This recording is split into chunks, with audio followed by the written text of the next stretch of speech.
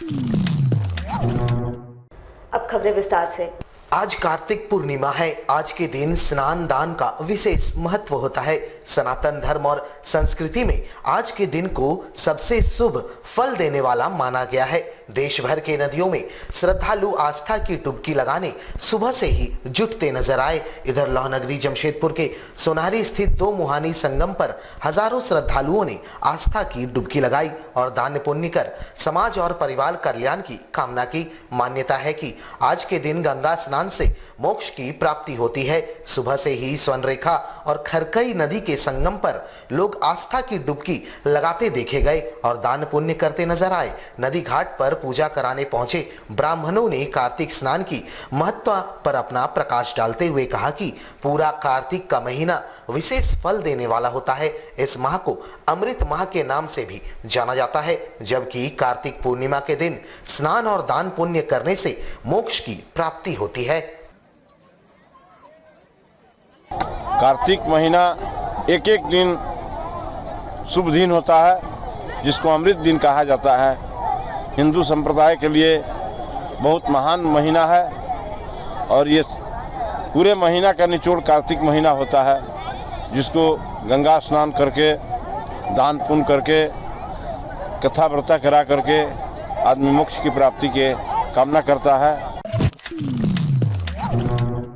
केंद्र सरकार द्वारा लाए गए 3 कृषि कानून को रद्द किए जाने की घोषणा के बाद देश भर में किसान आंदोलन एकजुटता मंच ने खुशियां मनाई।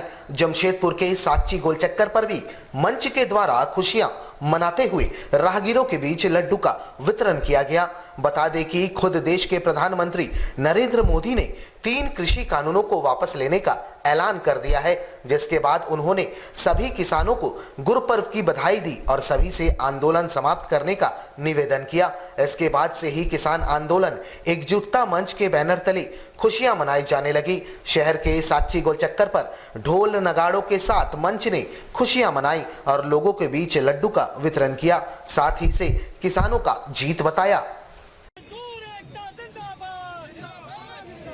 साल से किसान आंदोलन चल रहा था और हर दिन 1-2 किसान भाई शहीद करके 700 से ऊपर किसान भाइयों की शहादत होगी। उनकी बदौलत आज भारत सरकार को झुकना पड़ा है कि काले कानून वापस लेने पड़े। आज एक बात और ध्यान देने लगा, प्रधानमंत्री जब आए टीवी में उन्होंने बोला कि हम पूरे देश से माफी मांगते हैं। इसका मतलब पहले उसके मंत्री बोलते रहे नहीं ये पंजाब का आंदोलन है, वहाँ का आंदोलन है। आज पूरे देश से माफी मांगने का मतलब को समझ गया था कि पूरे देश का आंदोलन है और अगला बार में हमारा बोरिया बिस्तर इकट्ठा होने वाला है। इस मजबूरी में उनको ये काले कानून वापस लेने पड़े। गुरु नानक देव जी महाराज का आज जन्मदिन है और इसी मौके पर आदरणीय नरेंद्र मोदी जी ने, प्रधानमंत्री जी ने और तीनों काले कानून को वापस लिया है, घोषणा की है। इसके लिए हम लोग खुशी मना रहे हैं, दोहरी खुशी मना रहे हैं और उनको धन्यवाद दे रहे हैं।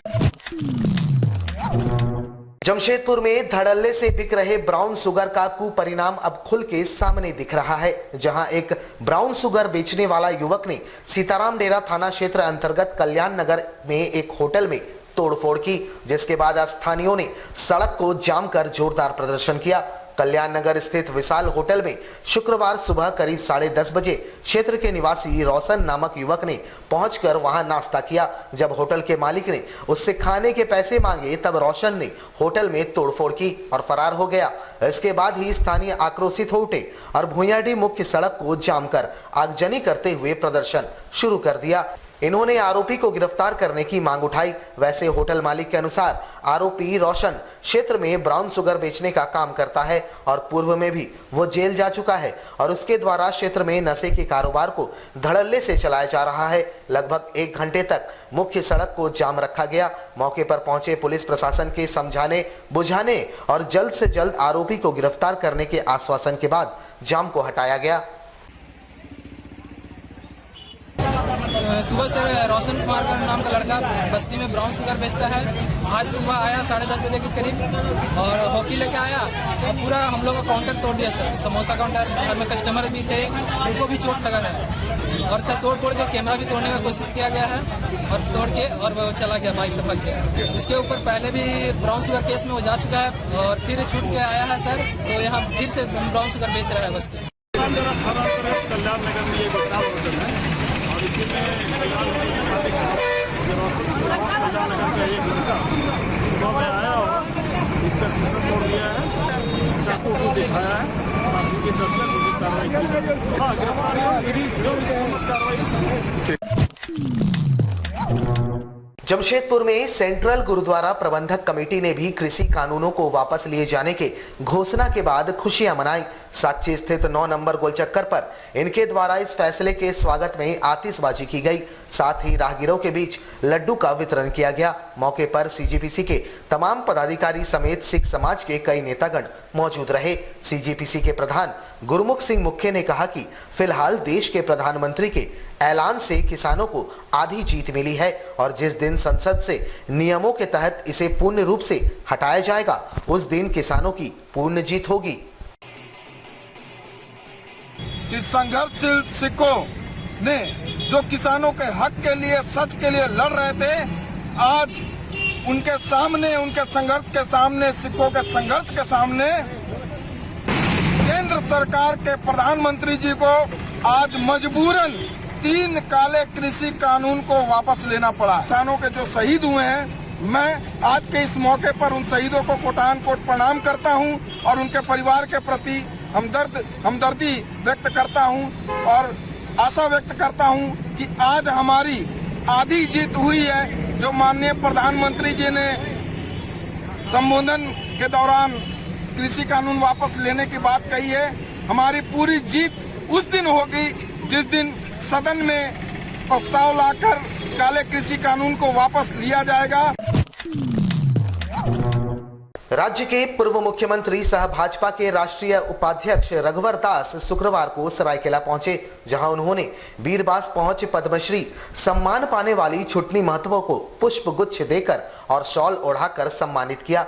इस दौरान भाजपा नेता बास्को बेसरा, शंभू मंडल, रश्मि साहू सहित पार्टी के कई नेतागण मौजूद रहे। श्री दास ने पद्मश्री सम्मान पाने वाली छुटनी महतो के जज्बे की सराहना की और कहा, इससे साफ हो गया है कि केंद्र सरकार का ध्यान समाज के अंतिम पायदान पर बैठी महिला पर भी है, जिसका पूरा जीवन समाज में फैले डाइन बिसाही जैसे कुप्रथा को दूर करने के लिए संघर्ष करने में बीत गया।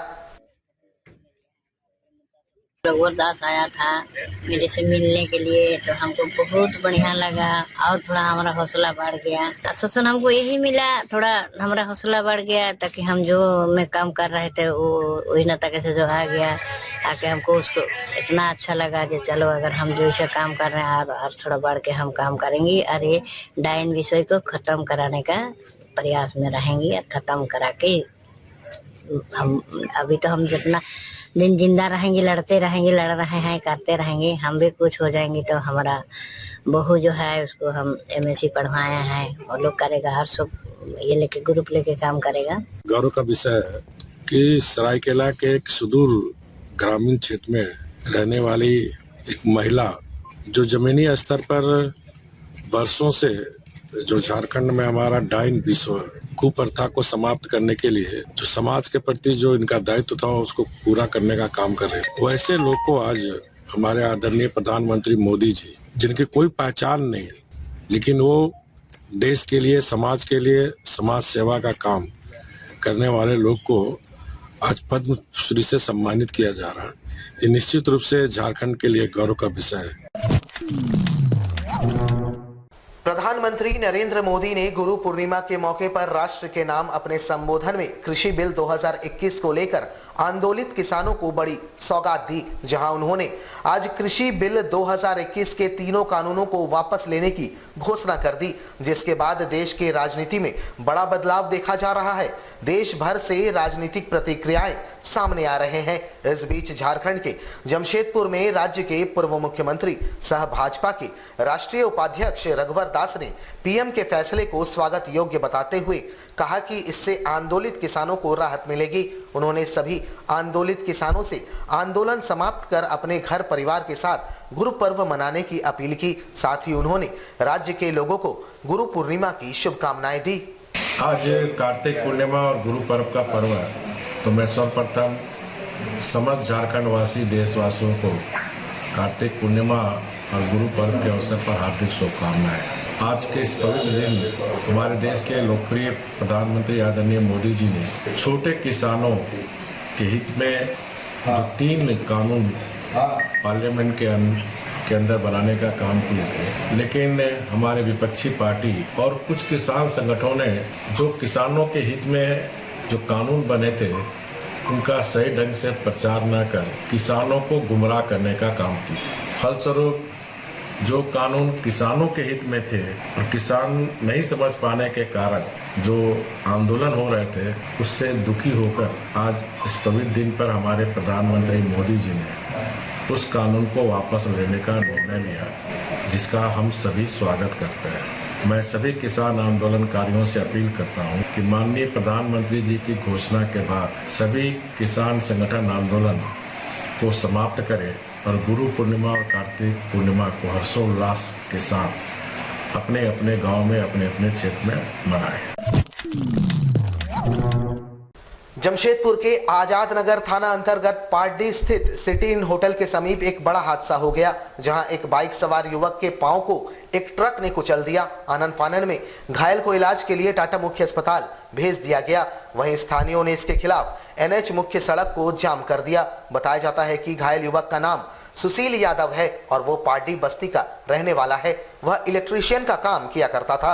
अपने घर से निकलकर वह काम के लिए जा रहा था, जहां सिटी इन होटल के समीप पुलिस के द्वारा जांच अभियान भी चलाया जा रहा था। इस दौरान सामने से आ रही एक ट्रक ने बाइक सवार को अपने चपेट में ले लिया, जहां उसके पांव को ट्रक ने रौंद दिया, साथ ही उसका बाइक भी क्षतिग्रस्त हो गया। आनन फानन में स्थानियों ने इसे इलाज के लिए टाटा मुख्य अस्पताल भिजवाया, जिसके बाद स्थानियों ने घंटों मुख्य सड़क को जाम कर दिया। पुलिस बल के घंटों समझाने बुझाने के बाद और मुआवजा दिए जाने के आश्वासन के बाद जाम को हटाया गया। यहीं के पार्टी के रहने वाले हैं और उन्हीं के परिजन और उनके कुछ चिंतकों ने यहाँ पर ये सड़क को जाम किया था, और परंतु भानपुर थाना और आज़ाद नगर थाना के पदाधिकारी जब उनसे बात किए तो उन्होंने कहा कि ये जो है जाम हुआ है और जाम के पीछे वजह ये है कि एक्सीडेंट है और वो गरीब आदमी है, तो हम लोगों ने इलाज का भी प्रबंध करवा दिया है और अभी फिलहाल जाम जो है ख़त्म हो गया है।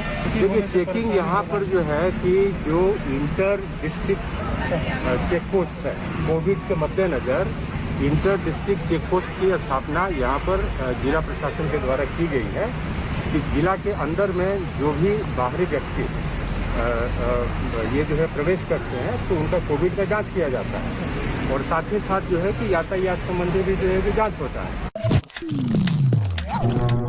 हमारे साथ लगातार जुड़े रहने के लिए आप हमें YouTube पर जरूर सब्सक्राइब करें। आज के लिए बस इतना ही। कल आपसे फिर मिलेंगे कुछ नई खबरों के साथ। तब तक के लिए AMG न्यूज़ की पूरी टीम को दीजिए इजाजत। नमस्कार।